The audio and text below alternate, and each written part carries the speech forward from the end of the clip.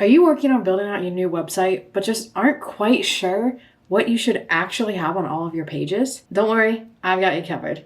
Hey, I'm Jessie from Inkpot Creative, and we are a brand and web design studio that specializes in creating bold, unique, and creative designs for photographers who are looking to do something different. And we know firsthand how difficult it can be sometimes to actually figure out what goes on each page, what you need to write, and what people are actually going to be looking for when they land on your site. So today I'm going to break down the 5 key things that you need on your services page to make sure that you're answering questions that clients might have and you're providing the information that is going to be crucial in them deciding on if they want to reach out to you or not. And if you're still trying to decide what the best platform is to put all this information on, we have a website platform quiz that I'll link down below that'll walk you through some questions and give you some options for the best platform for your site.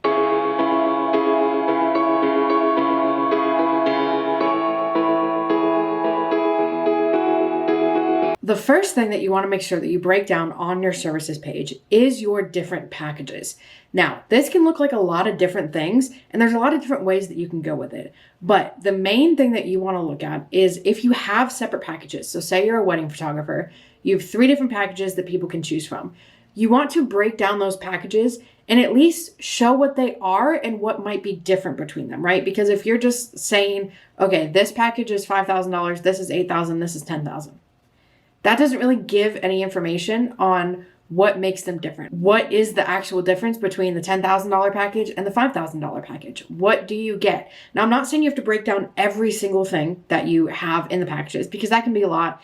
And I know for a lot of people, you're like, I don't really want to guarantee a specific number of photos, right? But things like maybe the $5,000 package is only 3 or 4 hours of coverage versus the 10,000 is 8 or 10. Those things that can really make a difference, you want to make sure that you're listing those out so that people get an idea of what these packages also include. Now, when you are thinking about what you want to list out for each package, think about the main things that are the big value adds for each of them. So like I said, this could be, more hours of coverage. It could be maybe your lower package doesn't include an engagement session and your higher package does. Whatever it is, you want to make sure that you're highlighting those, you're showing those off so that as people look through, they're not just like, okay, this is $10,000, great. But they're like, okay, wait, I actually get this, and this for $10,000. Like, that's a deal. Like, I'm sold. This is great. I'm so excited. I get all these things. I get to check all these things off, whatever it might be.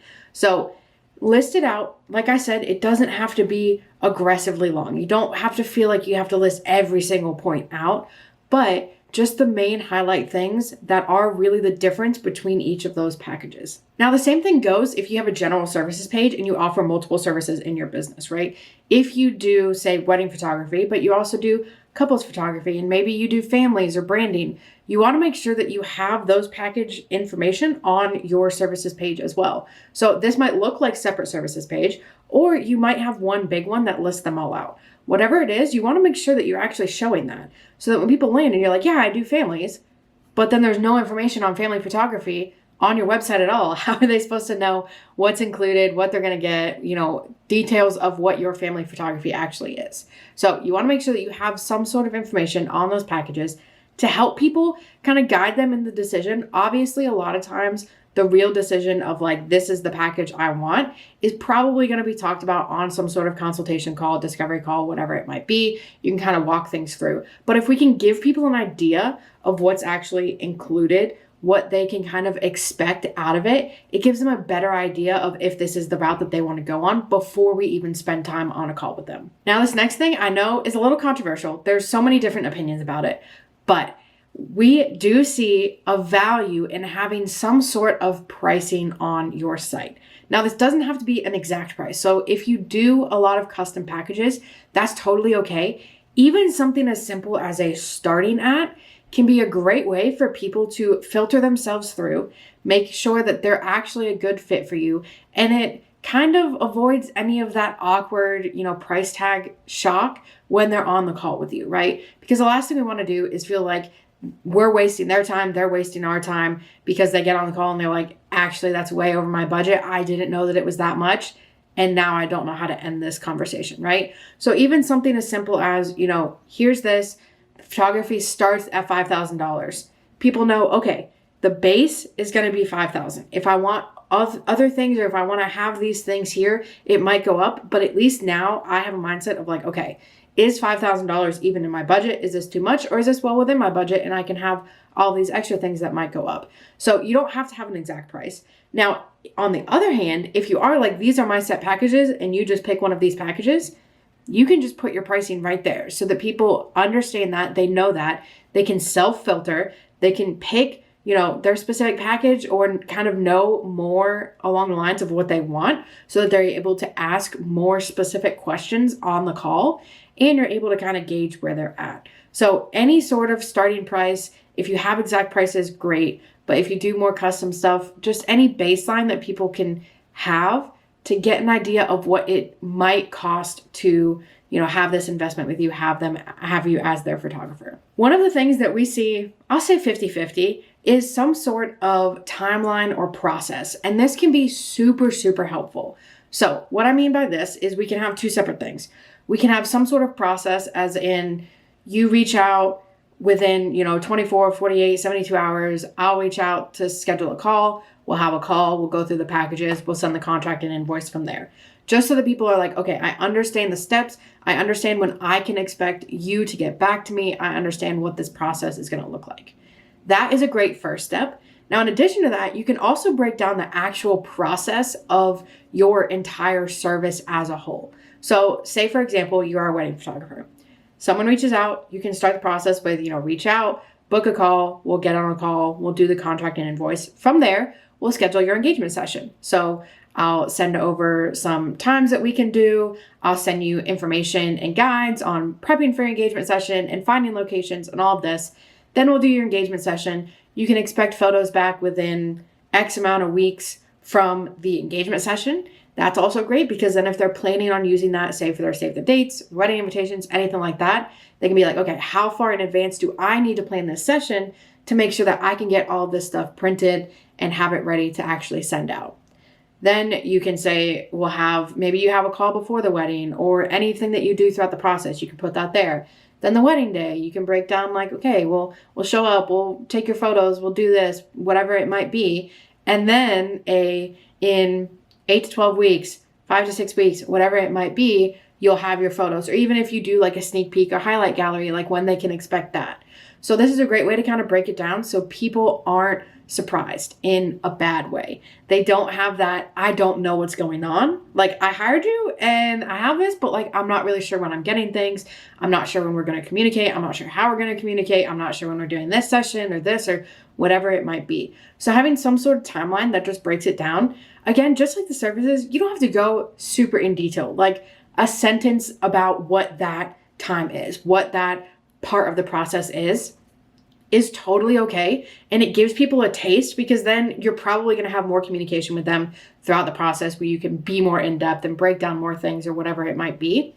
But having that process right off the bat, they're like, okay, I know that you're organized and I'm seeing this, and I know this is going to be a great experience because you already have this all listed out. Like, you have a process.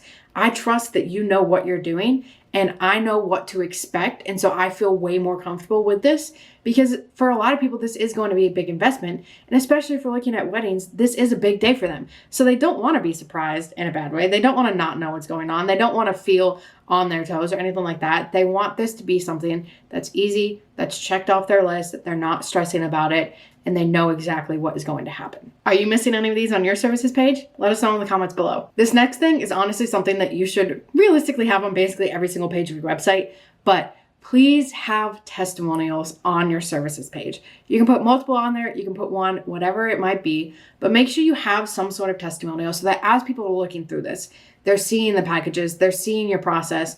You can have someone who has gone through it, who is an actual client of yours. You can have their words right there that people can read. And it's just that extra bit of social proof, especially if you're talking about, any specific part of the process, or after this process one, if there's a testimonial where someone talked about how streamlined everything was and how they felt taken care of, or, everything was so great and I didn't have to stress over everything. I knew exactly what was happening at all times. Like, having that there just reinforces that idea that you know what you're doing, you're a professional, and they can trust you and have confidence in you. So having some sort of testimonials from clients who are doing the same exact service that these people are thinking about is so powerful. And there really is nothing else like your past clients' words, because that is straight from people who have worked for you. We can say that we're the best all that we want, right? We can be like, I'm the best photographer. You're going to have the best experience. There's no one else like me. But everyone can say that. But if your clients are saying that and they're like, this was the best experience, I had no worries, the photos were incredible, they interacted with, my friends and my family and my guests or whatever it might be.